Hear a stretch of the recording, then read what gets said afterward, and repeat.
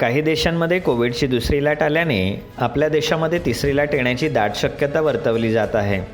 नवी मुंबई शहरात रुग्णसंख्या स्थिरावली असली तरी शहरातील नागरिकांनी काळजी घेणे आवश्यक असल्याचे सांगण्यात येत आहे. त्यामुळे अधिकाधिक लोकांनी कोरोना तपासणी करून घेणे आवश्यक आहे. शिवाय तिसऱ्या लाटेला रोखण्यासाठी अधिकाधिक लोकांचे लसीकरण देखील गरजेचे आहे. जेणेकरून तिसऱ्या लाटेला तोंड देणे सहज शक्य होईल.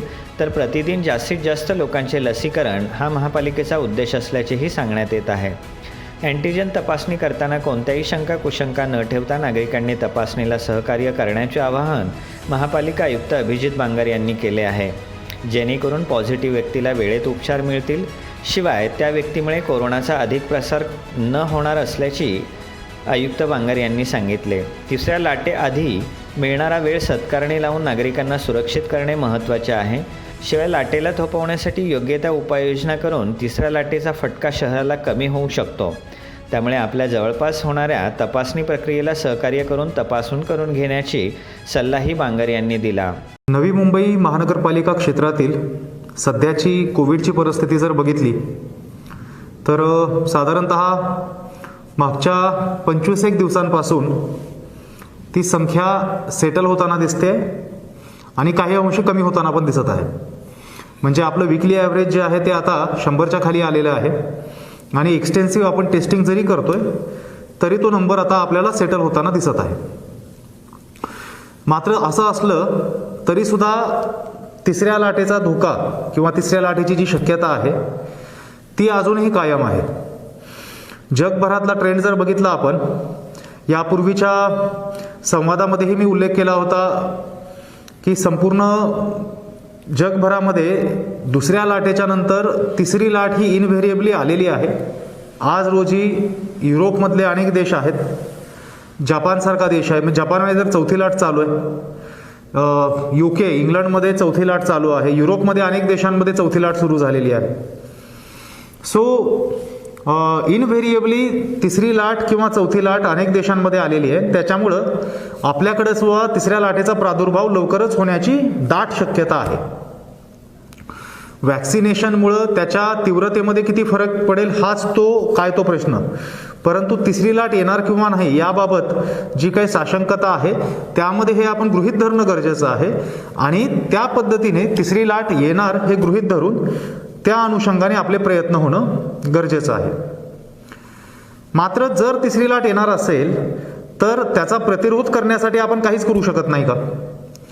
2 गोष्टी आपल्या हातामध्ये आहेत ज्या आपण आत्ता करू शकतो. एक आहे व्हॅक्सिनेशन.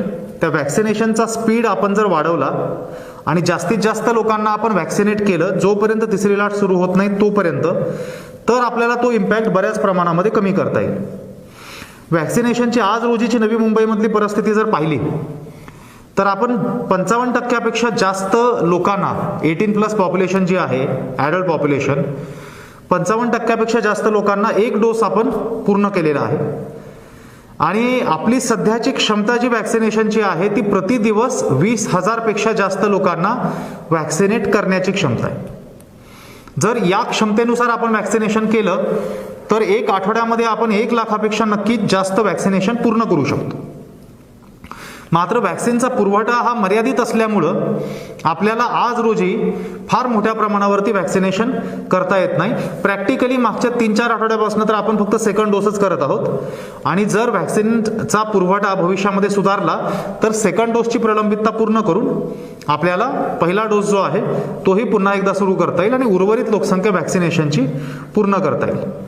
एक फक्त मी व्हॅक्सिनेशनमध्ये उल्लेख करेल की आपला जरी व्हॅक्सिनेशनचा पहिला डोस काही दिवसांपासून आपल्याला देता आला नसला तरी पोटेन्शियल सुपर स्प्रेडर म्हणून जे काही गट असू शकतात की ज्यांचा मल्टिपल पॉईंट ऑफ कॉन्टॅक्ट लोकांसोबत येतो, त्याच्यामध्ये टॅक्सी चालक, रिक्षा चालक, फार्मसी अटेंडंट किंवा toll booth, petrol pump attendant, रेस्टॉरंटचे वेटर, सोसायटीचे वॉचमन, असे जे गट आहेत अशा गटांचं व्हॅक्सिनेशन मात्र आपण कंटिन्युअस चालू ठेवलंय. कारण हे गट जर आपण लवकर व्हॅक्सिनेट केले नाहीत तर उद्या ह्यांच्यामार्फत जो मल्टिपल पॉईंट ऑफ कॉन्टॅक्ट आहे त्यातून स्प्रेड वाढू शकतो. मात्र व्हॅक्सिनेशनच्या व्यतिरिक्त जी गोष्ट आज आपण तिसऱ्या लाटेचा प्रादुर्भाव लांबवण्यासाठी करू शकतो ती आहे टेस्टिंग. आज स्टेट टास्क फोर्स असेल किंवा आंतरराष्ट्रीय एक्सपर्ट्स असतील, यांनी वारंवार हा मुद्दा अधोरेखित केलेला आहे की इंटेन्सिव्ह टेस्टिंग करून आणि जास्तीत जास्त पद्धतीने टार्गेटेड टेस्टिंग करून जर व्हायरस आपण आहे त्या ठिकाणी कंटेन करू शकलो तर आपल्याला त्याचा प्रादुर्भाव रोखण्यापासनं आणि जे आपलं मिशन ब्रेक द चेन आपण पहिल्या दिवशीपासून बोलतो त्याच्यामध्ये फार मोठ्या प्रमाणावरती यश मिळू शकतं.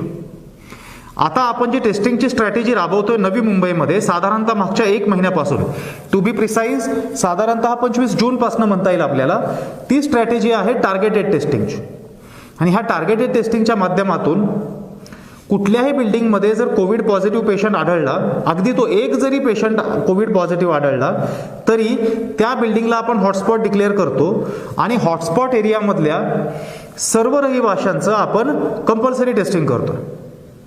यामध्ये संपूर्ण UHPच्या माध्यमातून डे टू डे बेसिसवरती प्रयत्न केले जात आहेत. हॉटस्पॉट एरिया आयडेंटिफाय केले जातात आणि त्या लोकांपर्यंत जाऊन तिथं टेस्टिंगचे कॅम्प राबवले जातात. अँटीजन आपण करतो, त्याचबरोबर जे कोमॉर्बिड असतील, सिनियर सिटीजन असतील किंवा सिम्प्टोमॅटिक असतील त्यांची RT-PCR टेस्ट इनव्हेरिएबली केली जाते, ज्याचा रिझल्ट सुद्धा 24 तासामध्ये मिळतो. ह्या संपूर्ण प्रक्रियेमध्ये असं आढळून आलेलं आहे की नागरिकांच्या मनामध्ये अनेक शंका आहेत की कंपल्सरी टेस्ट का, हॉटस्पॉट जरी असला, परत आम्ही आत्ताच टेस्ट केली होती मागच्या महिन्यामध्ये, आता परत टेस्ट कशामुळं, आणि अनेक प्रकारचे प्रश्न, म्हणजे अगदी या लेवलपर्यंत की आम्ही जर पॉझिटिव्ह आलो चुकून तर काय करायचं. हे कंपल्सरी टेस्टिंगचा उद्देश असा आहे, ज्या बिल्डिंगमध्ये एक जरी व्यक्ती पॉझिटिव्ह येते त्या बिल्डिंगमध्ये कॉमन प्रिमायसेस जे आहेत, उदाहरणार्थ लिफ्ट आहे, लॉबी आहे, या कॉमन प्रिमायसेसच्या माध्यमातून जी व्यक्ती पॉझिटिव्ह आली आहे त्याच्या माध्यमातून इतरांना संसर्ग झाल्याची शक्यता जास्त असते. आणि जर हे लोक एसिम्प्टोमॅटिक असतील, जे अदरवाईज टेस्ट करणार नाहीत, हे जर आत्ता ट्रॅक झाले नाहीत तर त्यांची मुवमेंट रेस्ट्रिक्ट होणार नाही, ते फिरत राहणार. ते फिरल्यामुळे पॉईंट ऑफ कॉन्टॅक्ट वाढणार आणि त्यांच्या माध्यमातून संसर्ग वाढत राहणार. उलट जर आपण बघितलं, ही कंपल्सरी टेस्ट हॉटस्पॉट एरियामध्ये केल्यामुळं जे एसिम्प्टोमॅटिक लोक अदरवाईज आपल्याला सापडले नसते ते एसिम्प्टोमॅटिक लोक रेकॉर्डवरती येतात आणि ते आपल्याला घरी आयसोलेट करून घेऊ शकतात. एनिवे त्यांना सिम्प्टम नाही आहेत आणि त्यांचा जो काही आयसोलेशनचा कालावधी आहे तो ते पूर्ण करतील आणि तिथून पुढे रिकवर झाल्यानंतर त्यांची नॉर्मल ऍक्टिव्हिटी सुरू होईल. पण याचा बेनिफिट असा होईल की त्यांच्या अदरवाईज ज्या मुवमेंट झाल्या असत्या आणि ज्यातून तो संसर्ग वाढत राहिला असता त्या मुवमेंट आपल्याला रेस्ट्रिक्ट करता येतात. आमचा अनुभव आहे की आज पूर्ण शहरभर मागचे 3 ते 4 आठवडे हॉटस्पॉट एरिया टेस्टिंग आपण करतोय. त्याच्यामध्ये काही बिल्डिंग अशा आढळल्या आहेत की ज्याच्यामध्ये 5 किंवा 5 पेक्षा जास्त सुद्धा एसिम्प्टोमॅटिक लोक पॉझिटिव्ह आढळलेले आहेत फक्त हॉटस्पॉट एरियातल्या टेस्टिंग. आणि त्यामुळं या टेस्टिंगचं महत्त्व फार महत्त्वाचं आहे. आपण फक्त रॅन्डम टेस्टिंग करत नाही आहोत. रॅन्डम टेस्टिंगमध्ये मार्केट एरियात जायचं आणि ॲट रॅन्डम 100 लोकांचं टेस्टिंग करायचं, ते टेस्टिंग सुद्धा काही अंशी महत्त्वाचं असू शकेल, but then that is not the purpose presently. आज व्हायरसला आहे त्या ठिकाणी कंटेन करायचं झालं तर ते फक्त हॉटस्पॉट एरियातल्या टार्गेटेड टेस्टिंगच्या माध्यमातूनच करणं गरजेचं आहे आणि त्यामुळं टेस्टिंगचं प्रमाण प्रचंड वाढवणं गरजेचं आहे. तुम्ही मध्ये काही बातम्या वाचल्या असतील की नवी मुंबईमध्ये फार मोठ्या प्रमाणावर टेस्टिंग झाली. लोकसंख्येच्या दृष्टिकोनातून नवी मुंबईत राज्यात सगळ्यात जास्त टेस्टिंग, ही वस्तुस्थिती आहे. आपली 15 लाख लोकसंख्या आहे आणि आपण जवळपास 13 लाखापेक्षा टेस्टिंग ऑलरेडी क्रॉस केलेलं आहे. मागच्या 15 दिवसात आपण 1 लाख टेस्टिंग केलेलं आहे, ज्याच्यामध्ये RT-PCR आणि अँटीजन दोन्हीचं प्रमाण. RT-PCRचं प्रमाण वाढावं यासाठी आपण आपल्या लॅबची क्षमता वृद्धी करतोय. लवकरच आपल्या लॅबची क्षमता एका दिवसाला 5000 टेस्टिंग एवढी होईल, त्यातून आपलं अजून RT-PCRचं टेस्टिंग वाढेल. माझी सर्व नागरिकांना विनंती आहे की टेस्टिंगची बाब जी आहे याच्याबद्दल जे ॲप्रिहेन्शन मनात आहेत ते आपण दूर करणं गरजेचं आहे. कोविड हा काही लगेच जाईल असं दिसत नाही. आता 3ऱ्या लाटेची आपण चर्चा करतोय, पुढे काय होणार आहे कुणाला माहिती नाही. काही देशांमध्ये 4थी लाट ऑलरेडी सुरू आहे. या पार्श्वभूमीवरती आपल्याला आपली लाईफस्टाईल मॉडिफाय करणं हाच एक उपाय. आपली लाईफस्टाईल मॉडिफाय कशी करायची? कोविड ॲप्रोप्रिएट बिहेवियर, मास्कचा वापर करणं, चेहऱ्याला स्पर्श न करणं, हात वारंवार धुणं, या गोष्टी आहेत. या गोष्टींचा अंगीकार म्हणजे ती आपली रिफ्लेक्स ॲक्शन बनणं गरजेचं आहे, not even conscious decision. Reflex action पद्धतीने आपण ते ॲक्सेप्ट करायला पाहिजे. आणि दुसरी बाब, टेस्टिंग बाबत जी हेजिटन्सी आहे कृपया ती सोडून देणं गरजेचं आहे. वारंवार टेस्टिंग केल्याने पॉसिबिलिटी ही आहे की जेव्हा केव्हा एखादी व्यक्ती पॉझिटिव्ह आहे ती आयडेंटिफाय होईल, ती आयसोलेट होईल, ती रिकवर होईल, तिच्यापासून होणारा संसर्ग जो आहे तो रोखता येईल. ही जर प्रक्रिया निरंतर चालू ठेवली तर व्हायरसला आहे त्या ठिकाणी कंटेन करणं आपल्याला पॉसिबल होणार आहे. आणि ही एकच मार्ग आहे ज्या माध्यमातून आपण तिसऱ्या लाट दूर करू शकतो. आणि तिसरी लाट जेवढी दूर होईल तेवढं तिसऱ्या लाटेपासून होणारं डॅमेज कमी राहणार आहे. म्हणजे एक उदाहरण, आता जुलै महिना सुरू आहे, जर तिसऱ्या लाटेचा पीक सप्टेंबर महिन्यात आला आणि जर तिसऱ्या लाटेचा पीक डिसेंबर महिन्यात आला तर डिसेंबर महिन्यात होणारं नुकसान जे असणार आहे ते सप्टेंबर महिन्यापेक्षा फार कमी असणार.